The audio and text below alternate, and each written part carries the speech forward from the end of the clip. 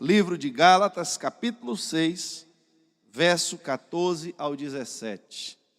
Mandar um abraço para a turma também que nos acompanha aí pela internet. Que o Espírito de Deus continue também lhe visitando, para que você possa permanecer aí se alimentando conosco da palavra de Deus, porque temos a convicção de que já já tudo isso vai passar e nós vamos fazer uma grande festa para o nosso Deus. Amém? Peço aos irmãos que intensifiquem também as orações pelo projeto lá de Macururé, porque o mesmo vento que está tentando derrubar a gente aqui, já está bagunçando por lá. A família tinha se desentendido, voltaram de novo, a gente fechou o negócio de novo, e aí brigaram de novo. E agora um dos irmãos disse que já vendeu a parte dele.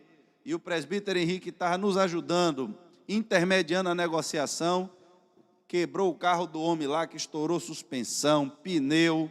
O homem estava conversando, mas eu disse a ele que a gente está junto nessa batalha, já estamos fazendo uma campanha aí entre nós mesmos da liderança, vamos abençoar ele para que ele possa consertar o carro dele lá, para voltar a fazer a obra de Deus. Eu tenho certeza também que vai desembolar esse meio de campo todo aí, porque a gente não vai perder nada, em nome de Jesus. Amém? Continue orando por esse projeto ali, porque eu tenho certeza que a gente se meteu aí em alguma coisa grande no mundo do Espírito, que a gente vai permanecer de pé para ver ainda a glória de Deus se manifestar. A palavra de Deus diz assim: mas longe esteja de mim gloriar-me, a não ser na cruz de nosso Senhor Jesus Cristo, pela qual o mundo está crucificado para mim e eu para o mundo. Porque em Cristo Jesus, nem a circuncisão, nem a incircuncisão tem virtude alguma, mas sim o ser uma nova criatura. E a todos quantos andarem conforme esta regra, paz e misericórdia sobre eles e sobre o Israel de Deus. Porque desde agora ninguém me inquiete, porque trago no meu corpo as marcas do Senhor Jesus. Feche seus olhos. Pai, estamos aqui na tua casa nessa noite, Deus, e precisamos, Senhor, mais uma vez ouvir a tua voz. Precisamos que o Senhor tenha misericórdia, tenha piedade, Senhor, das nossas vidas. Vivemos, Senhor, nesse mundo de trevas e precisamos, meu Pai, que a verdadeira luz brilhe no nosso caminho. Que a verdadeira luz, Senhor, brilhe, meu Pai, na nossa estrada. Porque, meu Pai, quando estamos, Senhor, caminhando neste mundo, precisamos, meu Deus, ser direcionados pelo Senhor. Porque se não for a Tua palavra, tropeçamos, meu Pai, naquilo, Senhor, aonde estamos botando os nossos pés. Se não for, meu Deus, a luz da Tua palavra, não conseguimos ver direção, Senhor, para seguir um caminho. Mas é o Senhor, pela Tua misericórdia, pelo Teu infinito amor, que tem, Senhor, guiado o Teu rebanho nesta casa. E é com esta fé que o Teu Espírito, Senhor, se manifesta. É com a fé, Senhor, que nós temos, que o Teu Espírito, Ele se faz presente, que Ele passeia, que Ele fala com os crentes no meio da igreja, enquanto a Tua palavra é ministrada, que Ele consola os corações, que Ele traz direção. Pai, que esta reverência, Senhor, nos tome nessa noite, por crer e saber que o Espírito de Deus está neste lugar. Pai, manifesta, Senhor, o Teu Espírito através da Tua palavra, em nome de Jesus. Queridos, quando nós lemos esse texto que o apóstolo Paulo escreveu aos Gálatas, algo muito forte traz a conclusão desta carta, quando ele diz: desde agora ninguém me inquiete, porque eu trago no meu corpo as marcas do Senhor Jesus. Ele começa nos falando sobre duas coisas distintas, mas que não quer dizer que por serem distintas, uma é certa e a outra é errada. Aqui nós não estamos falando de algo que é de Deus e de algo que é do diabo. Mas Paulo traz para nós a visão de algo que foi criado primeiro, que não era perfeito, ou que não era o nível final onde as coisas iam chegar. E depois ele traz uma visão daquilo que foi aperfeiçoado, daquilo que foi aprimorado. É como se você tivesse um plano, um projeto, e às vezes quando você vai fazer esse projeto, você tem que seguir algumas etapas, mas o resultado final depende de todo o processo. Quando você vai bater uma laje, eu olhei para Paulo e lembrei desse exemplo, porque ele trabalha com concreto. Se os irmãos precisarem de betoneira, pode procurar o irmão Paulo, que é uma bênção de Deus, ele consegue desconto para vocês. Existe, irmãos, preste atenção, porque não poderia ter exemplo melhor. Existe uma estrutura que precisa ser montada, porque o concreto, quando ele é despejado, ele não é despejado rígido, mas ele é despejado mole. O concreto parece uma lama, quando ele ainda não está seco.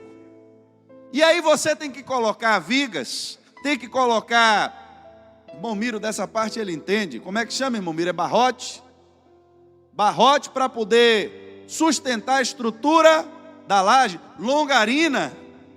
Uns botam isopor, outros colocam bloco, mas tem que estar escorada. E aí depois você vem com aquela ferragem ali, joga, e aí vem com o concreto por cima, e deixa agora o concreto secar. Quando o concreto seca, você agora pode remover a estrutura que foi colocada para aquela fase final. Mas eu só posso remover a estrutura velha depois que a nova estiver consolidada. Mas eu preciso entender que não teria estrutura nova, definitiva, se aquela estrutura primordial, se aquela fase inicial não tivesse sido desenvolvida. Eu posso entrar na casa e ver ainda as ferragens.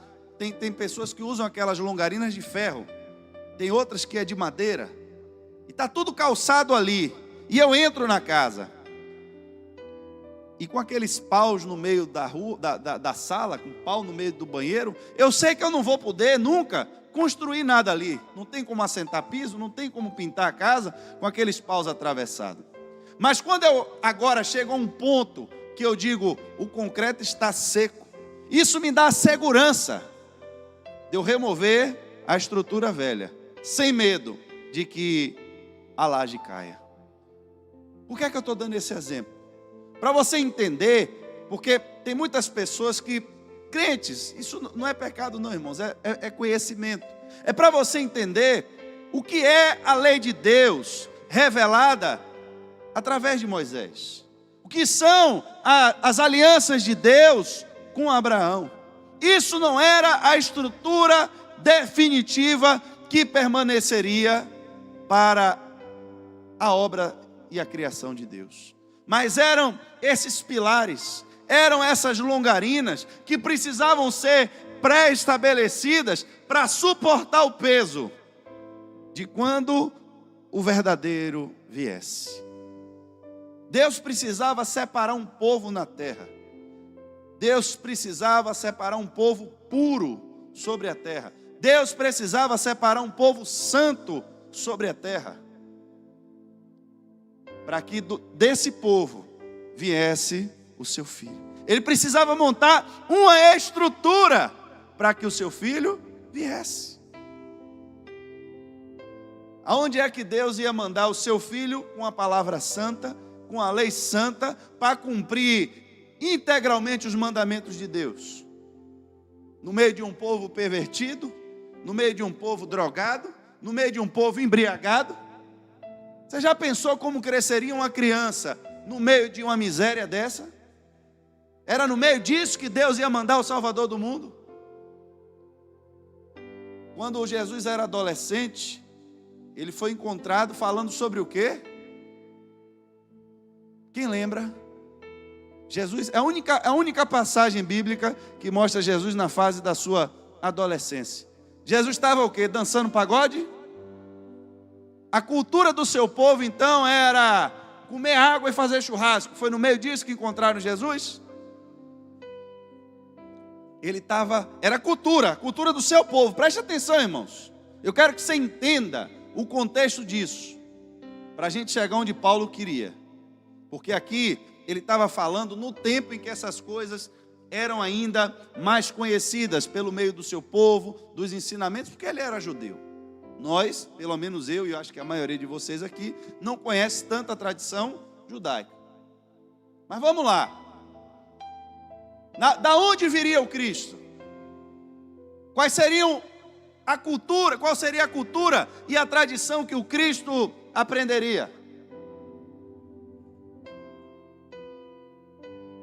Ele traz o Cristo e o projeto e o plano de Deus. O projeto de Deus. O que Deus desenhou eu vou pegar Abraão, vou pegar a mulher dele, vou mandar ele sair do meio do seu povo, do meio da sua parentela, vou mandar ele para uma terra que eu vou escolher e vou pedir a eles que agora se santifiquem. Eu vou dar a eles a minha lei e vou dizer a eles que cumpram a minha lei. Eu quero um povo santo, eu quero um povo separado na face da terra. Porque o meu filho, quando vier para a terra, ele precisa estar no meio de um povo santo. Para cumprir o propósito pelo qual ele foi enviado, precisa ter uma estrutura para receber ele. Deus estava pensando nisso quando separou um povo sobre a face da terra. Por vocês serem esse povo separado, as minhas bênçãos vão estar sobre vocês. Tem recompensa quando nós servimos a um propósito de Deus. E aí, agora, o povo, a descendência de Abraão, começa a crescer. Como é que eu vou saber então agora quem é esse povo? Como é que eu vou distinguir esse povo sobre a face da terra? Aí Deus dá um sinal a Abraão e diz: olha, Abraão, eu vou dar uma descendência que vai chegar uma hora que você não vai poder contar, mas para que vocês saibam quem são os seus descendentes, eu vou fazer uma aliança com você, e você vai ter agora que circuncidar todo menino que nascer. É uma aliança, preste atenção, na carne. É uma marca na carne. Eu quero saber se alguém é judeu.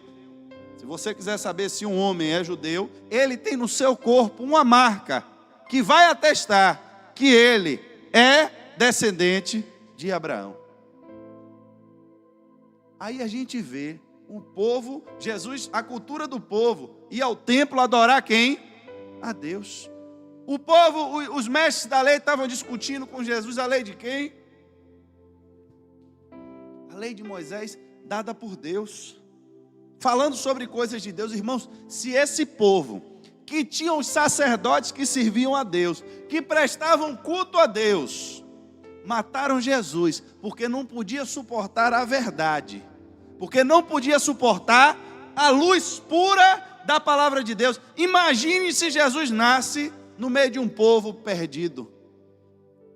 Imagine se Jesus nasce no meio de alguém que não tinha o menor conhecimento de quem era Deus. Eu acho que não tinham deixado ele passar nem da adolescência. Ele incomodava, porque o povo, a estrutura que estava montada ali, achava que eles eram quem sustentavam tudo. E aí vem agora um novo, mostrando que aquilo ali era só acessório para que ele se estabelecesse. O povo não suportou. Mas o povo que falava de Deus, que cumpria, ainda que fosse para mostrar aos outros, a lei de Deus. Por isso que Deus tinha que fazer uma aliança com o homem, separar um povo, dar as suas leis, mandar esse povo para o deserto, para se purificar lá das tradições, das idolatrias, de tudo que eles aprenderam.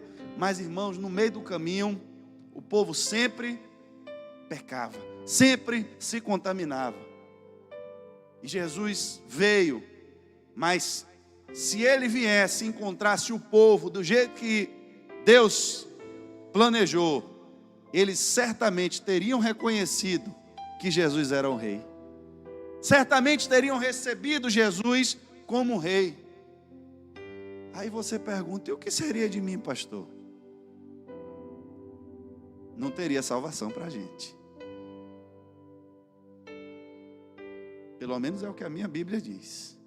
Porque se o povo dele reconhecesse ele e recebesse ele, porque eu recebi, porque ele veio para o que era seu. Mas os seus, foi porque eles não receberam que eu recebi. Porque eles não receberam. Porque o projeto, o plano, né?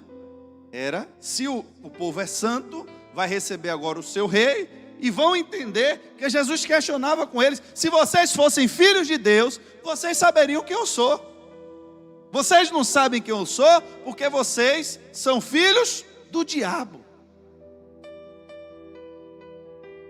E era o povo, preste atenção agora, circuncidado.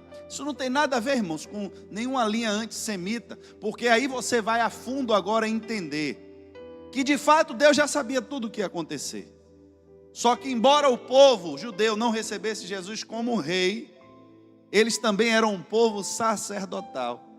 E eles precisavam sacrificar o cordeiro da Páscoa, que salvou agora o mundo inteiro dos seus pecados, porque eles mataram o Cordeiro de Deus.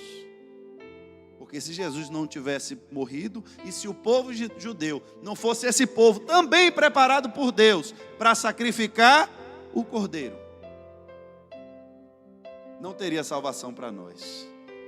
Só que o apóstolo Paulo, quando entra agora nessa visão desse contexto todo que eu trouxe a vocês, ele começa a dizer: olha, o fato de eu ter circuncisão, e agora quando eu leio isso para vocês, faz muito mais sentido do que quando eu li a primeira vez. O fato de eu ser descendente de Abraão, o fato de eu ter servido de coluna ou de estrutura ou de base para que o novo viesse nesse momento, não me traz privilégio nenhum, porque o novo já chegou, o novo já se estabeleceu.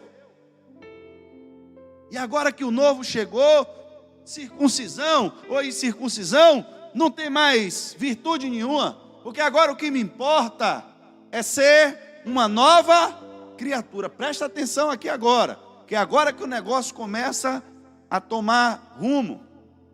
Quando eu era descendência carnal, quando eu era a velha criatura, quando eu estava no nível anterior, tinha uma marca no meu corpo que me distinguia na face da terra.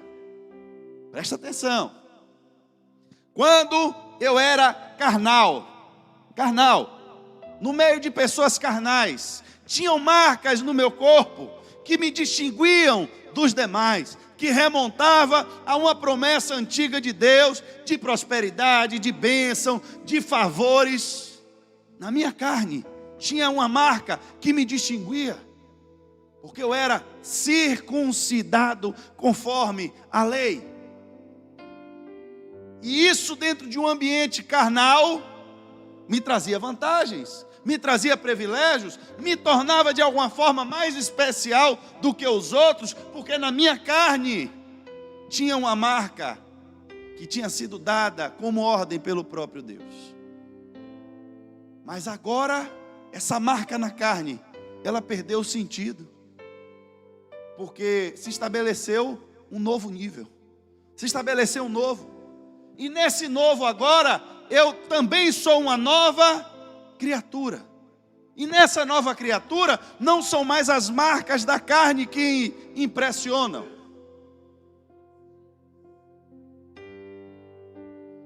Mas são as marcas espirituais.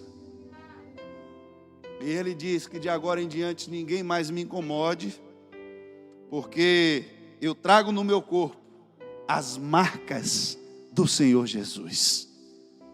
Irmãos, Todos nós, todos os seres humanos que passaram na face da terra, eles têm coisas que marcaram a sua vida. Tem fatos que marcaram quem você é. Tem pessoas que têm marcas físicas na carne. Você passa, alguém vê uma cicatriz e você pergunta, quando você já tem às vezes alguma intimidade com aquela pessoa, o que foi isso? Eu acredito que todo mundo aqui já deva ter passado por essa experiência. Às vezes você vê alguém com uma cicatriz estranha e você fica curioso para saber o que foi aquilo.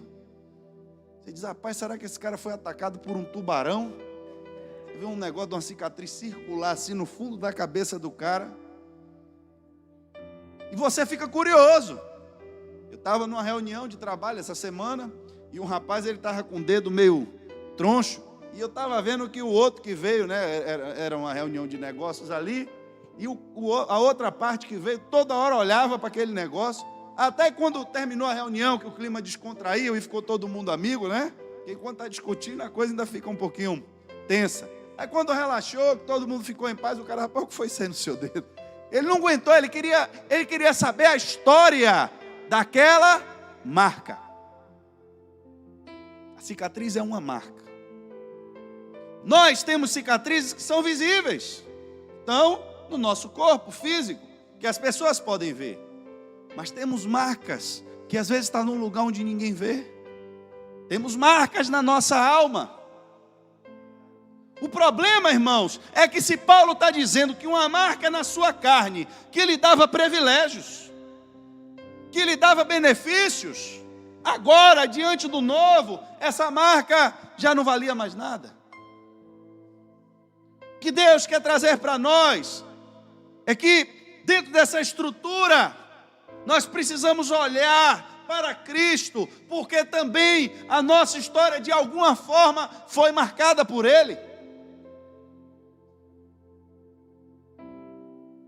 E temos que carregar agora no nosso corpo as marcas do Senhor Jesus. Eu acho interessante, porque quando Davi, ele disse que vai vencer Golias, chega na batalha, o pessoal diz, esse menino está doido. Como é que esse menino vai vencer esse gigante? E eu sei que no meio dessa confusão, que Davi mata, não mata gigante, e não luta, e tem arma, não tem arma, eu sei que no meio dessa bagunça toda, Davi foi parar com Saul. E aí quando Saul olha para Davi, ele olha para o corpo de Davi e vê um jovem de boa aparência. Vê um jovem, na linguagem popular, bonitinho, bonzinho. Talvez ele esperasse, a gente vê nos filmes, né? Quando bota um ator para interpretar Golias, bota um cara com a cicatriz daqui até aqui, que você pensa, rapaz, isso aí foi uma espadada que o cara tomou, o cara já meio doca de um olho, parecendo que tomou umas pauladas ali. Você vê, bota um ator bem feinho, né, irmão, para interpretar o Golias. Aí você vê a expectativa, vem agora alguém para enfrentar aquele monstro. Aí vê um menino bonitinho, arrumadinho, franzino. Ele olha para o cara e diz, vem cá, rapaz, você não está vendo que você é um guri desse? Vai lutar com aquele homem? Aquele homem tem história, ele tem marcas. Olhe para ele é guerreiro desde a sua mocidade. Só que Davi mostra para eles agora marcas que não eram visíveis. Davi disse, olha, rei Saul, a minha história, desde que eu recebi a unção de Deus sobre a minha vida, ela agora tem marcas, ela tem registros que eu não posso esconder. Eu não estou me colocando na frente desse gigante porque eu acho que eu sou melhor do que ele simplesmente, ou porque eu sei lutar karatê, que eu fiz jiu-jitsu. Não. A minha vida com Deus agora, ela tem história, tem fatos que marcaram a minha vida, que vão me dar forças agora para eu vencer mais esse desafio. Porque ele não é o primeiro. E ele vai dizer, 1 Samuel 17, do 34 ao 37. Teu servo toma conta das ovelhas de seu pai. E quando aparece um leão ou um urso e leva uma ovelha do rebanho, eu vou atrás dele e dou-lhe golpes e livro a ovelha de sua boca. Quando se vira contra mim, eu pego pela juba e dou golpes até matá-lo. Teu servo pôde matar um leão e um urso. Esse filisteu incircunciso será como um deles, pois desafiou os exércitos do Deus vivo. Preste atenção, irmãos. Até aqui, Davi tinha contado como foi a história. Só que agora ele vai dizer: foi o Senhor que me livrou das garras do leão. Foi Ele que me livrou das garras do urso. E Ele me livrará das mãos desse filisteu. Quando ele contou a sua história e mostrou as suas marcas, Saul disse a ele: diante disso, vá e que o Senhor esteja com você. Quais são as marcas de Cristo que nós temos em nossa vida, irmãos? Você quer ver alguém que trabalha em cozinha? Chega perto para você ver. Em algum cantinho do braço, da mão, vai estar um tracinho de uma queimadura. Tem ou não tem, minha irmã? Ali, a irmã já levantou o braço ali, ó. Procura alguém que trabalha com faca, meu amadinho, para você ver se em alguma parte do corpo dele não tem uns 2 talhos. Vai procurar alguém que trabalha na enxada, manda abrir a mão para você ver se não está cheio de marca. Porque aquilo que você faz, vai marcar o seu corpo de alguma forma. E você prova muitas vezes a sua qualidade é com essas marcas. Você vai chamar o cara para capinar o quintal, o cara vem com as mãos lisas, meu irmão, aperta a sua mão, você vai olhar e vai dizer: rapaz, esse daí não dá um round. Quais são as nossas marcas? Aí a gente não tem como fugir de um homem chamado Jacó. Jacó era o homem da cabana, o homem que vivia talvez lendo pergaminhos. Naquele tempo não tinha livro, né? Então, lendo pergaminhos dentro da sua tenda. Um homem que não era muito acostumado a sol quente, gostava mais de uma sombrazinha, carinhozinho da mãe ali, uma comidinha. O irmão dele era um bruto, um homem que saía com flecha para o mato para matar bicho. O negócio do homem era enfrentar mato e onça, e o que botasse na frente ele estava derrubando. Homem cabeludo, todo brabo. E um certo dia, meu irmão, esse Jacó tem que cair mundo afora no mato, porque o irmão dele disse que ia matar ele.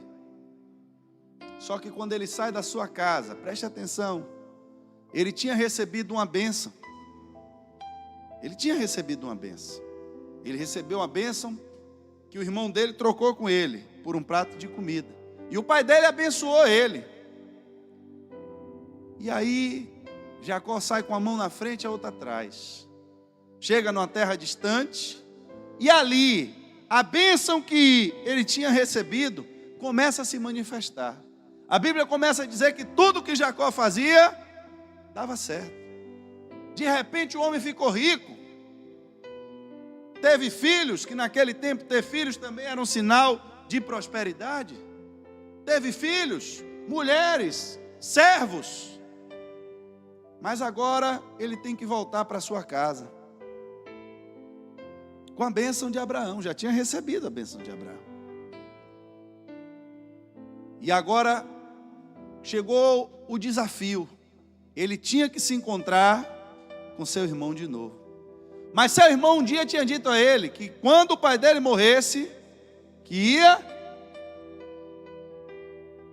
Eu tenho que enfrentar esse desafio. Corri durante muito tempo.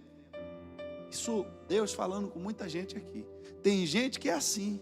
Sabe que tem um desafio para você vencer. Tem uma barreira para você passar. Tem alguém que você precisa pedir perdão. Tem alguém que você precisa se reconciliar. Tem alguma coisa que você pegou de alguém que você vai precisar devolver. Tem um pecado que você precisa confessar. Irmão, enquanto você não tomar coragem para enfrentar isso, você nunca vai mudar de nível. Eu quero voltar para a terra da bênção.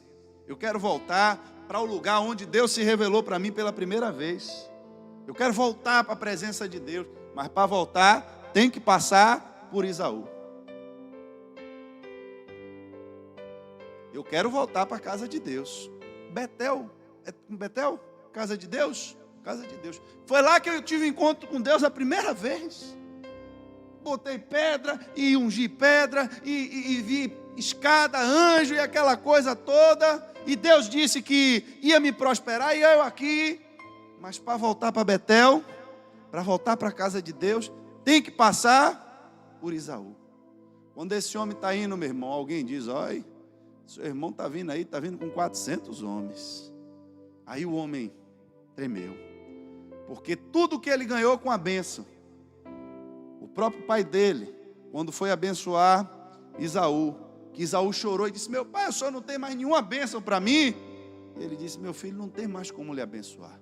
Seu irmão já levou tudo. Só tem um problema, seu irmão vai dominar sobre você. Mas quando você se cansar, como um animal, um cavalo, se a gente pudesse usar, você vai se sacudir e tirar o jugo dele sobre o seu pescoço, pelo poder da sua espada. Foi o que o pai dele disse a ele. Aí vem Jacó agora voltando. A bênção de Deus se manifestou. Eu vi a prosperidade, tenho filhos, mas agora vou encontrar o Isaú. E ele começa a pensar, e se Isaú matar meus filhos? E se Isaú destruir a minha riqueza? O que é que eu vou fazer agora? E aí ele começa a ter ideias. Divide os rebanhos. Divide a família. O medo de Isaú, com medo. O medo. Estava com medo. O homem estava com medo. Quantas pessoas nesse período não estão com medo? Com medo de morrer, com medo de dividir a família, com medo de perder as riquezas. Estava com medo. O medo tomou conta do coração do homem. E aí ele botou todo mundo para passar. E agora ficou só ele de noite para passar sozinho o rio. E quando ele vai passando, meu irmão, me sai um homem de lá e começa a sentar, provavelmente, né, a Bíblia assim não mostra esses detalhes, mas a gente entende que provavelmente deve ter sido briga de espada. Se não foi espada, foi na mão mesmo, irmão. A Bíblia não dá o detalhe, se foi de espada, se foi de mão, de capoeira, não sei o que rolava naquele tempo. Qual era a arte marcial do momento. Mas que o bicho pegou, como a gente diz, né, na luta lá. E o pau comeu, irmãos. E era um de um lado e o outro do outro, e a coisa tomando conta, e ninguém vencia, e ninguém perdia, e nem o anjo vencia Jacó, e nem Jacó vencia o anjo, e foi passando a madrugada inteira. Quantas horas esse homem embolado lá com esse outro, que chegou perto do dia amanhecer, e esses homens brigando pelo chão lá, se embolando?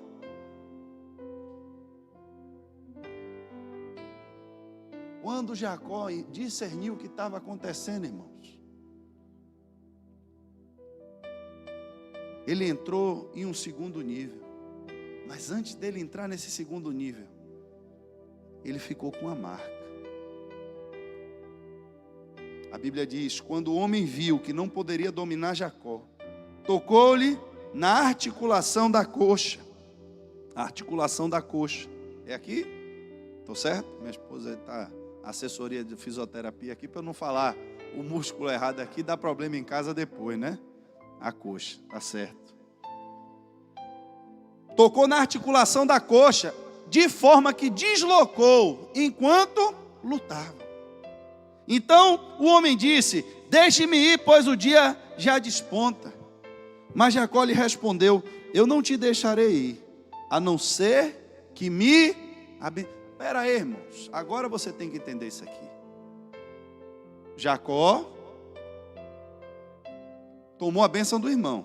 Tomou ou não tomou? Já foi para a terra dos parentes da mãe dele, debaixo de bênção. A bênção de quem? De Abraão, que passou para Isaac e passou para Jacó. Voltou rico, mas alguma coisa ainda faltava na vida dele. ele recebeu a bênção da carne. Ele recebeu a bênção que veio do Pai, a bênção que era de Abraão. Só que agora, a Bíblia diz que era o anjo do Senhor. Quantos estavam aqui quando a gente falava das revelações de Jesus no Antigo Testamento? Uma delas foi essa. Ali era o próprio Jesus encontrando Jacó. Era a manifestação em carne de Deus, com Jacó ali brigando. A gente sempre espera que de um encontro com Deus, a pessoa saia sorrindo, feliz, cheiroso, de carro importado. Quem ia dizer que em um encontro com Deus, alguém ia sair mancando?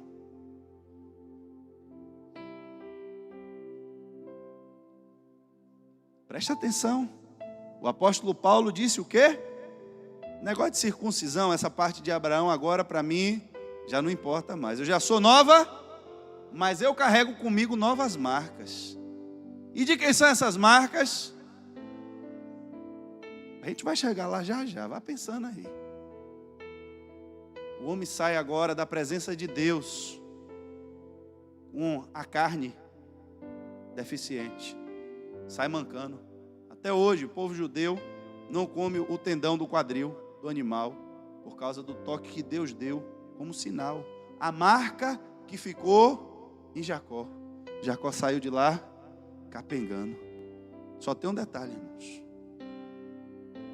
Ele saiu da presença de Deus com a carne ferida, mas para viver um novo nível espiritual, porque a história dele começou a ser mudada ali. Eu quero que você me abençoe. Já recebi a bênção do meu pai, aquela que vinha de Abraão, eu já recebi, mas agora eu quero a bênção que vem de Jesus. Eu quero a bênção que vem de Deus, e só solto depois que você me abençoar. E o homem pergunta: qual é o seu nome? E ele disse: Jacó. E ele disse: a partir de hoje seu nome não será mais Jacó, mas sim Israel, porque você lutou com Deus, com homens e venceu. Com Deus, lutou com Deus, está aqui, lutou com Deus e venceu. Aí amanheceu o dia, o homem que passou a noite toda lutando, que deram aquele pau todo, devia estar todo quebrado, ainda com a coxa mancando, estava com medo de que mais? O medo foi embora. Quando ele encontrou o irmão dele, meu irmão, achando que o irmão ia matar, que o irmão dele chorou, abraçou, ainda queria levar ele para casa e dar comida a ele, cuidar dele e da família dele toda. Ele que sabia que o irmão era meio invocado, né? Disse: não, meu irmão, vai na frente que eu estou mancando. Daqui a pouco ele muda de ideia no caminho, né? Pode se aliançar muito com Esaú não, irmão. É bom ter Esaú como amigo, mas ele lá e a gente cá. Que união há entre luz e... Tem que ter sabedoria. Mas quando alguém via Jacó agora, ele carregou uma marca para o resto de sua vida. Uma marca no corpo. Mas era uma marca no corpo que revelava uma marca na sua história. Uma marca agora que modificou a sua estrutura de vida, porque mudou o seu nome, porque ele teve um encontro com Deus. Tem pessoas, irmãos, que encontraram com Deus no pior momento da sua vida. Tem pessoas que encontraram com Deus no dia que elas já não tinham mais esperança nenhuma para viver. Já tinham perdido o sentido da vida. Pessoas que já estavam querendo se matar. E encontraram com Deus. Quais foram as marcas que ficaram na sua vida desse encontro com Deus? Quais são as marcas que você carrega desse encontro com Deus? Porque no livro de Hebreus, quando vai falar dos heróis da fé, a conclusão dele, no capítulo 11, verso 35 ao 38, é que houve mulheres que pela ressurreição tiveram de volta os seus mortos. Uns foram torturados e se recusaram a ser libertos para poderem alcançar uma ressurreição superior. Outros enfrentaram zombarias e açoites. Outros ainda foram acorrentados e colocados na prisão, apedrejados, cerrados ao meio, postos à prova, mortos ao fio da espada. Andaram errantes, vestido de pele de ovelhas e de cabras, necessitados, afligidos e maltratados. A Bíblia diz: o mundo não era digno deles. Vagaram por desertos e montes, por cavernas e grutas. As marcas que estavam na vida desses homens eram de prisões, eram de torturas. Mas nada disso fez com que a fé deles fosse abalada. Não foi morte, não foi espada, não foi tortura, não foi dor, não foi sofrimento. Qual é o nível de fé que nós estamos desenvolvendo em Deus? Porque, irmãos, qualquer problema abala a nossa fé. Porque qualquer circunstância adversa rouba a nossa fé. Porque qualquer fatalidade rouba a nossa fé. Talvez as marcas de Cristo em nós ainda não estejam tão visíveis. Porque as marcas de Cristo, irmãos, e as marcas que a Bíblia diz que ficaram nele, foram aqueles pregos na sua mão, foram os açoites do chicote romano nas suas costas, porque ele se opôs ao que era errado, porque ele desafiou o sistema, por dizer que não ia desagradar e nem desobedecer a Deus, porque ele queria somente agradar a Deus e mais ninguém. Aí Paulo diz: olha, a partir de hoje ninguém mais venha me incomodar com história, com filosofia, com negócio de religião, porque o que eu carrego hoje é a marca do meu encontro com Deus. Porque ter encontrado com Jesus tem produzido em mim as mesmas marcas que estavam nele. Tenho sido zombado, a gente gosta sempre daquele versículo chave: posso todas as coisas, né? Dá até vontade de entrar no mistério quando a gente lê esse versículo, né? Posso todas as coisas naquele que me fortalece. Pois ele disse: pois bem, eu posso passar fome, eu posso passar por problemas, eu posso passar por tribulações, mas a minha fé é maior do que tudo isso, porque no meu espírito eu carrego uma marca do dia que eu encontrei com Jesus. E não há nada nesse mundo, nem buraco, nem altura, nem potestade e nem demônio que possa apagar da minha história o dia em que Ele me chamou no caminho. O dia em que Ele chamou o meu nome e disse: Paulo, por que me persegues? Nenhuma experiência nesse mundo vai ser mais forte do que o meu encontro com Ele. Nada vai roubar a minha fé. E agora, para vocês terem prova do tamanho da minha fé, olha para o meu corpo e veja como eu tenho sofrido como ele sofreu. Veja como eu tenho sido açoitado como ele foi açoitado. Eu carrego agora no meu corpo físico as marcas daquilo que era espiritual. Tem marcas que falam, irmãos. Tem marcas que falam. E às vezes nós crentes queremos passar por cima do problema, sem ter que enfrentar. Como é que quem está lá fora se perdendo vai saber que Deus salva, Deus cura e Deus liberta? Como? Nós precisamos mostrar as nossas marcas. Precisamos mostrar ao mundo as nossas marcas. O que é que eu tenho na minha vida que demonstra o Deus que eu sirvo? Quais são as nossas experiências com Deus? Quais foram as lutas que eu já venci? Quais foram os problemas que eu já atravessei? O que eu já vivi com Ele? Porque uma hora ou outra alguém vai me ver andando na rua capengando. E vão perguntar: o que foi isso? Esse foi o dia que Ele mudou a minha história. Foi o dia que eu pensei que eu ia morrer.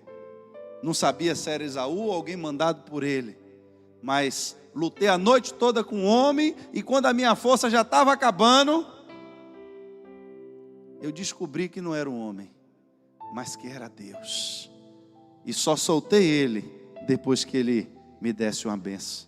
E daquele dia meu nome deixou de ser enganador para ser o nome de uma nação.